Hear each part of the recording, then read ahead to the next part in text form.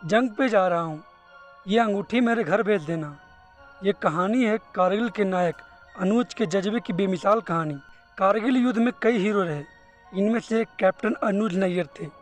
25 साल के अनुज अपनी बचपन की दोस्त से सगाई के लिए घर जा रहे थे। तभी युद्ध छिड़ गया और उन्हें मोर्चा संभालने के लिए कारगिल जाना पड़ा। टाइगर हिल के पश्चिम में पॉइंट 4875 के एक हिस्से पिंपल्स कॉम्प्लेक्स को खाली कराने की जिम्मेदारी 17 जाट रेजिमेंट के कैप्टन अनुज को दी गई थी। पॉइंट 4875 की यह पोस्ट 6000 फुट की ऊंचाई पर थी। इसे जीतना बेहद ज़रूरी था ताकि आगे की राह को आसान बनाया जा सके। एक दल के साथ कैप्टन नैयर ने 6 जुलाई की रात चढ़ाई शुरू की। कदम कदम पर मौत से सामना होना तय था, लेकिन कैप्टन नैयर साथियों के साथ आगे बढ़ते रहे।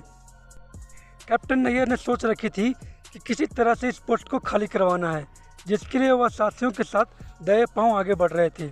इसी बीच दुश्मन को इनकी दस्तक देने की आहट मिली और अनुज की टीम पर फायर शुरू कर दिया। कैप्टन ने साथियों के साथ मिलकर दुश्मन को करारा जवाब दिया और अकेले ही पाकिस्तान के 9 घुसपैठियों को मार गिराया।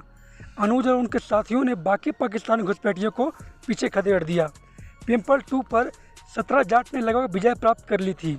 घायल हो चुके अनुज नैयर ने मशीन गन से बैंकर को तबाह कर दिया था, लेकिन विजय का तिरंगा फहराने के लिए वो आगे ही बढ़ रहे थे। तभी दुश्मन का एक ग्रेनेड सीधा उनके ऊपर आके पड़ गया और वो वहीं शहीद हो गए।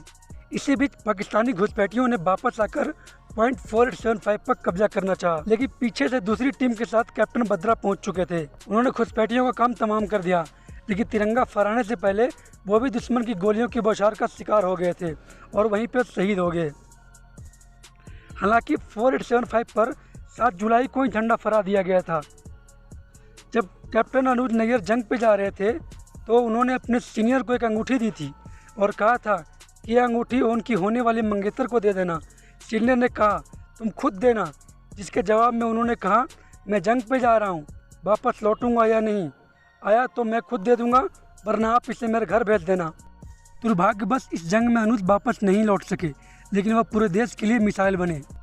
कैप्टन अनुज नैयर का पार्थिव शरीर जब तिरंगे में लिपटकर घर पहुंचा तो परिवार के साथ एक लड़की भी थी जो फूट फूट कर रो रही थी।